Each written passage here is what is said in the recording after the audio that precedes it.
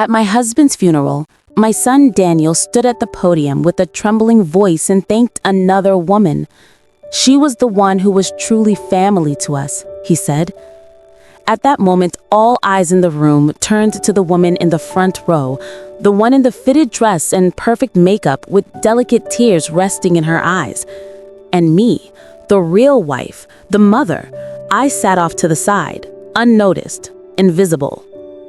When the lawyer later informed me that my husband had left everything to her, not a single dime for me, Linda McAllister embraced my son and smiled a triumphant smile as if she had already won.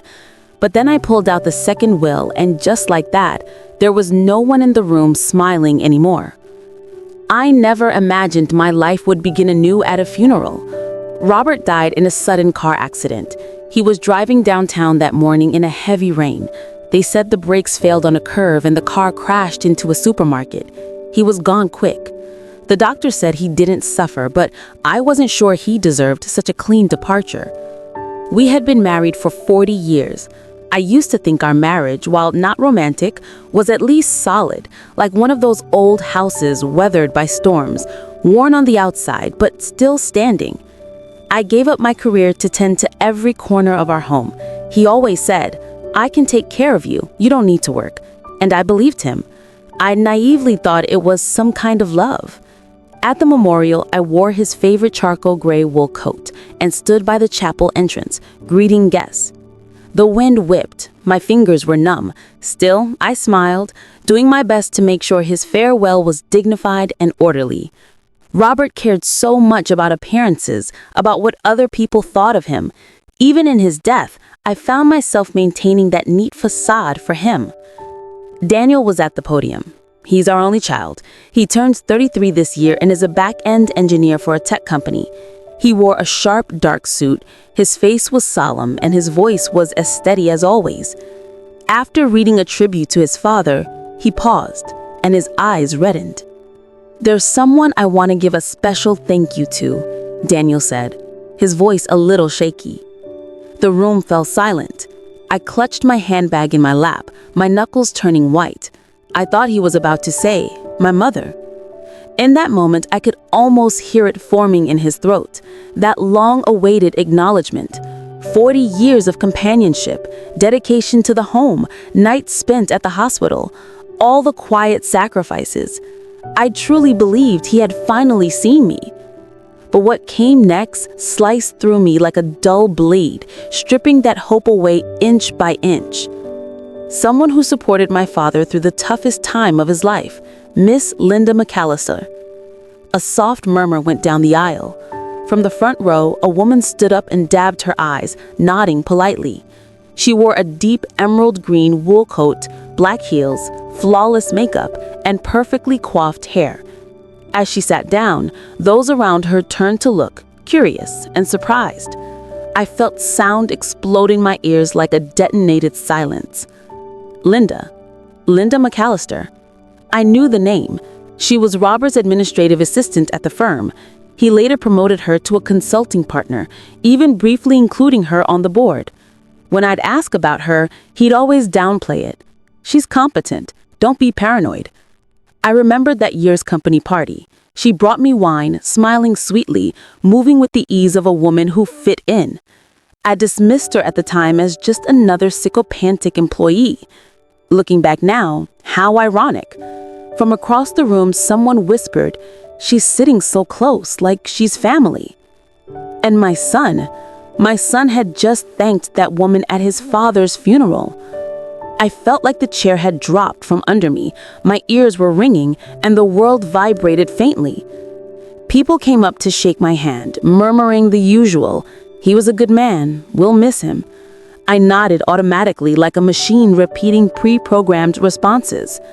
I had planned to hold on until the end, to maintain appearances, but then I heard Daniel whisper to Linda, "You're the one who's truly family." I nearly dropped the teacup in my hand. In that moment, I realized this funeral wasn't for Robert. It was for a hidden world I didn't know existed, and I was just a stranger, a discarded observer. That night, back home, I sat in the empty living room. As I took off the coat, I saw that the satin ribbon was wrinkled, as if the last vestige of my marriage's dignity had been accidentally snapped. I sat at the dining room table and stared at the row of empty chairs. Robert's seat was still in its place. I hadn't moved it. For decades, he'd always sat there, hand on the armrest, waiting for me to bring him his soup. Now, it was just alone, and the armrest had gone cold. There were still bottles of his favorite beer in the fridge. I never liked the brand. It was too bitter, but he'd buy a six-pack every week just for him. Turns out, habit is the cruelest prison. I didn't sleep that night. I pulled out some old photo albums. In the photos, we were still young. There was light in his eyes. I smiled easily back then. I even found an old employee ID when I was a financial consultant at his firm. Short hair, self-assured, always seated second from the right at every board meeting. Then he told me, "You should quit. I'll take care of everything." And I foolishly listened. I closed the album and poured myself a glass of water. The kitchen clock ticked. I realized all the pride, all the patience I had once poured into keeping our marriage intact were buried the moment he died. What I didn't know, however, was that beneath all this was a deeper betrayal. The next morning, every word I heard in the lawyer's office felt like a line from a life script I was never invited to read. The air smelt faintly of ink and old wood cabinets. A faded print of the Constitution hung crooked on the wall, and sunlight filtered through the blinds, slicing the floor into narrow strips of light. It was the law firm Robert had designated before his death. The lead lawyer was a man in his 50s with a slow, heavy voice. Every syllable was drawn out as if to underscore something unsaid. "Pursuant to the will signed by Mr. Robert De Smith 3 years ago," he began, with mechanical calm. "The majority of his assets, including the main residence in Summerell, the vacation property in Nantucket, and the remaining balance of his personal accounts, shall be inherited by Miss Linda McAllister." I wasn't just stunned. I felt like I'd been pushed off the main stage of my own life, left standing behind the curtain in a dead spotlight, unsure if I had ever truly played the part I thought was mine. I turned to look at Daniel. He sat ramrod straight, his gaze fixed forward, as if he were listening to a quarterly financial report. His fingers were perfectly interlocked, not a hint of surprise, not a shift in his expression, as if he had known all along. When the reading was over, I stood up and walked over to him. "You knew," I said in a low, trembling voice. "Didn't you?" He looked at me with a strangely serene tone. "Dad had his reasons." "His reasons," I whispered, the words choked in my throat. What did 40 years of marriage mean to him? Daniel was silent for a moment, then said, "He worked hard his whole life. Linda was there for him. She understood him." He lowered his voice, almost apologetically. "You didn't."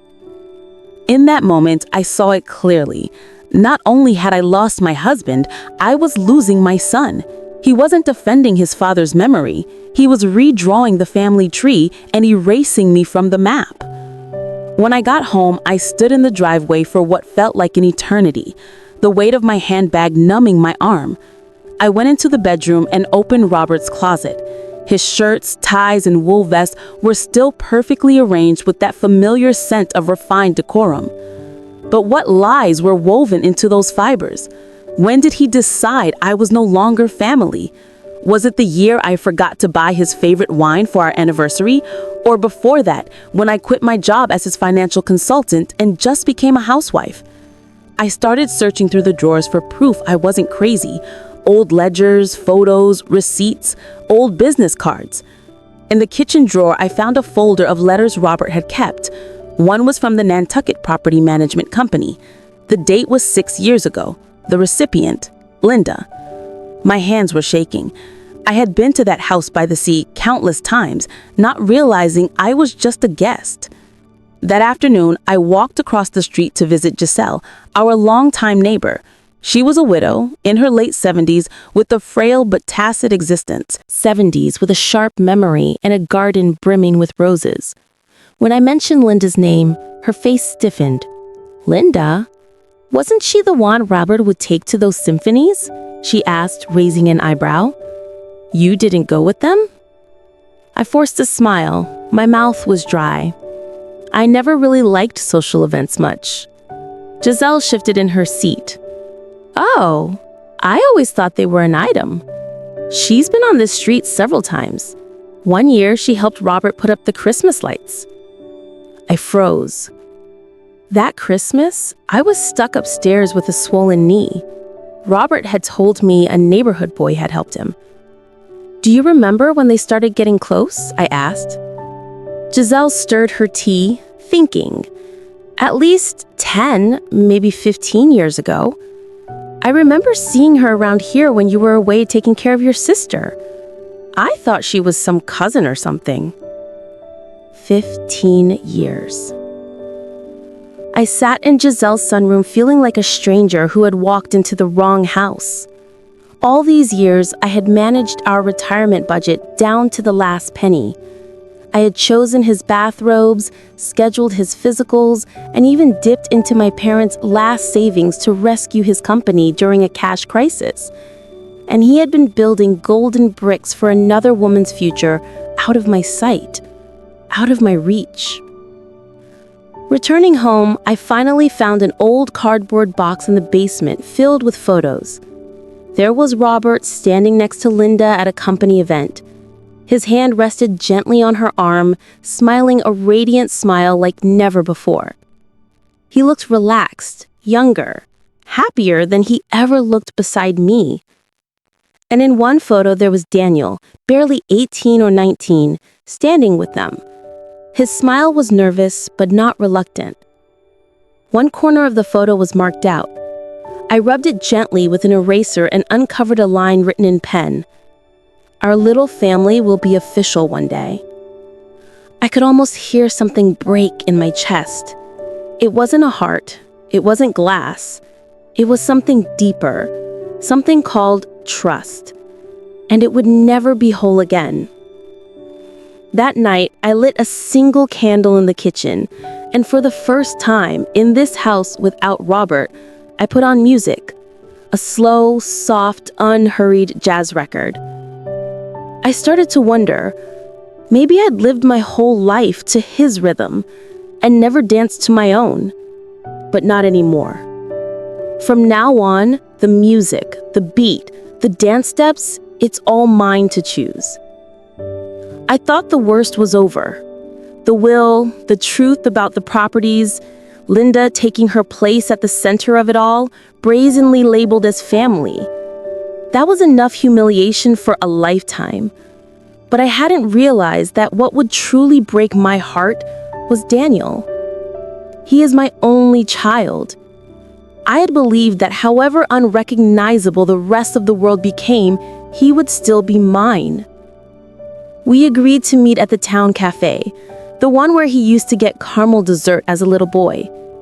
He showed up in a trench coat, his demeanor stiff and formal, as if he were preparing for an interview, not to meet his mother. Before I could sit down, he placed his phone face down on the table.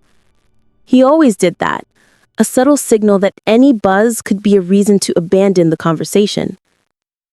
"Why did you send Linda a legal notice?" he asked bluntly.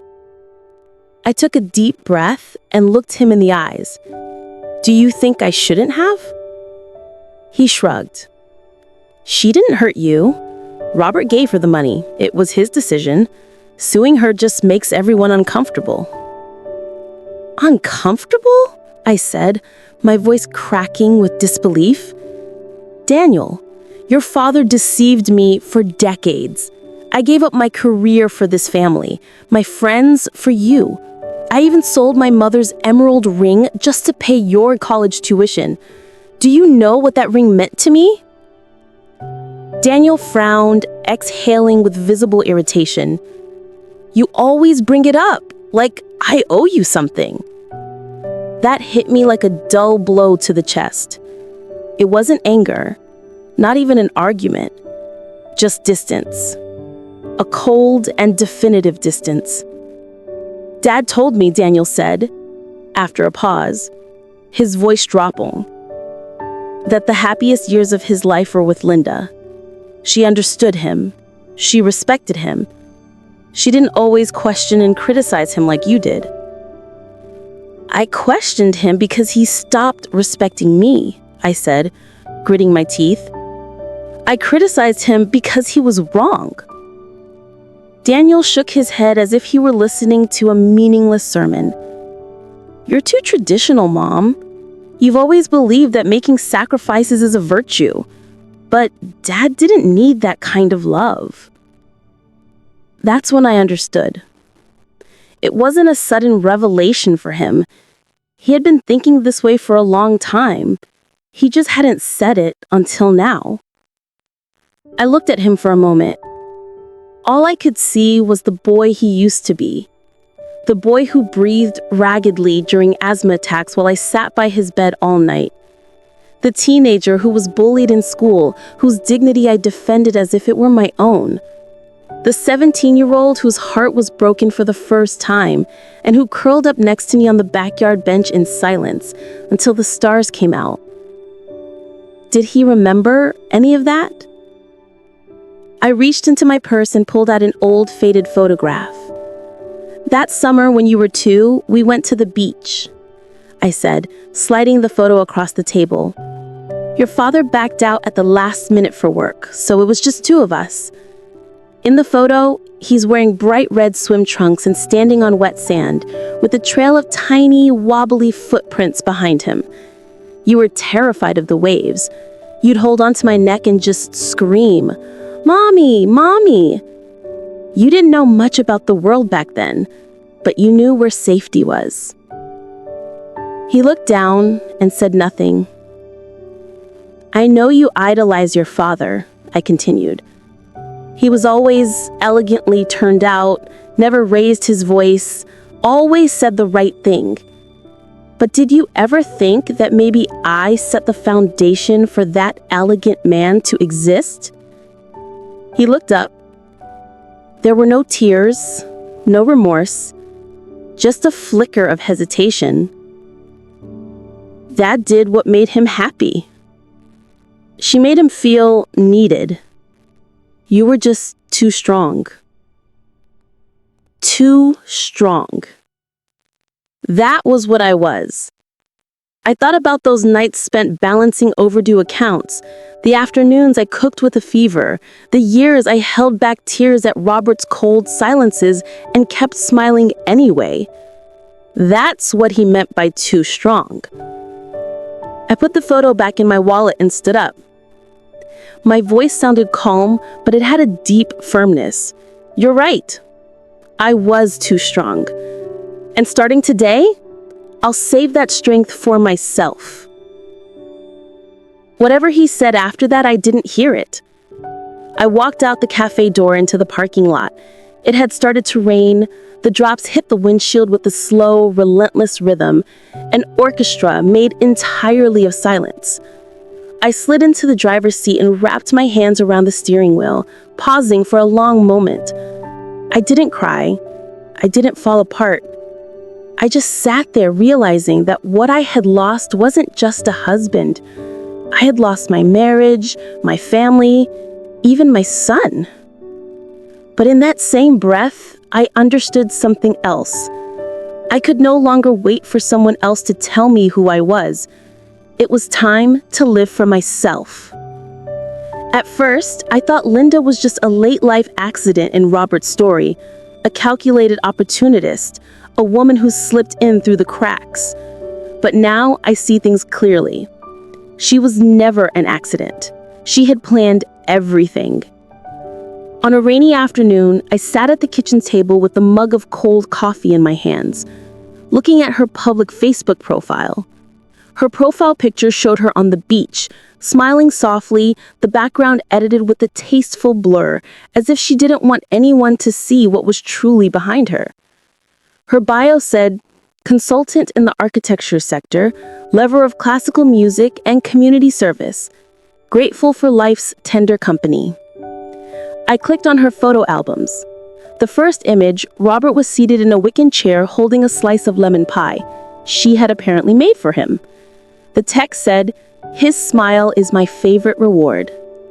The date stamp said it was 6 years ago, The same year, I was bedridden with arthritis. Robert had told me that work was overwhelming and he would be traveling a lot. I believed him. I thought he was simply evading the burden of caring for someone ill. But now I knew he wasn't escaping me. He was living somewhere else without me. I scrolled down and found more images, both familiar and strange at once. There was Robert standing in Linda's living room in the wool jacket I had given him. There he was helping her plant flowers and arrange bonsai in her garden. And then a video came up. College, at the time, had slightly longer hair and a shy, boyish face. Linda had her arm around his shoulder and said, laughing, "Your dad should be proud of you." That's when I understood. Linda was never just Robert's secret. She had been positioning herself for years as part of our family. And I was the woman she planned to displace. I called Ruth. Ruth Lanier had been a close colleague during my years at Robert's firm, one of the few women I had kept in touch with after I left the job. She was semi-retired now, helping her daughter raise a grandchild and taking on the occasional freelance financial case. She answered on the second ring with the same energy she always had. "Maggie, my goodness, I heard about Robert. I've been meaning to call you." "Thank you," I said. I didn't stall. "Ruth, I need you to help me find something." She didn't hesitate. "Tell me what you suspect." I paused. My voice sounded calm, but it was firm. "I believe Robert used company funds for at least the last decade to buy properties for Linda, and there might be other unaccounted for transfers." Ruth went quiet. "You're not just fixing a marriage, Maggie. You're looking to expose fraud." "I want the truth," I said. "I've spent too long in the dark." We agreed to meet at her house in 2 days. In the meantime, I became a woman on a mission. I went to the local library and looked up Linda's property records in Somerville. One house, a single-family villa under her name. Purchase date, 5 years ago, right at the tail end of the company's employee housing benefits project, the same one Robert was overseeing. I had visited there during that project. I remember joking at the time, "On the next trip, you take me too." He dodged the suggestion. "You wouldn't like it there." Now I knew the room was not reserved for clients. It was for her. 2 days later, I drove to Ruth's house. Her home was in a quiet suburb, a pale gray bungalow with a row of withering chrysanthemums out front. She greeted me with a glass of lemon tea and opened her laptop. "I checked some archived payment records," she said, scrolling through 3 entries labeled outside consulting support. "But the beneficiary company is a shell. No physical office is listed." She zoomed in on one line. $50,000 paid the same month you were home recovering from surgery. My stomach twisted. Ruth looked at me with concern from behind her glasses. "Are you sure you want to go through with this? Most people would just prefer to let it go." I didn't answer. I just saved a screenshot of the file to my flash drive. On the drive home, I went slow. The sun hit the windshield hard and the air smelled of early autumn. The radio played an old 60s ballad. The chorus repeated softly, "You only find the truth when you stop pretending." Yes, only when you stop pretending do you begin to see clearly. Back at home, I sat in front of the computer and saved Linda's Facebook photos to a new folder. I named it Evidence. I was no longer the woman who buried her emotions behind a stove.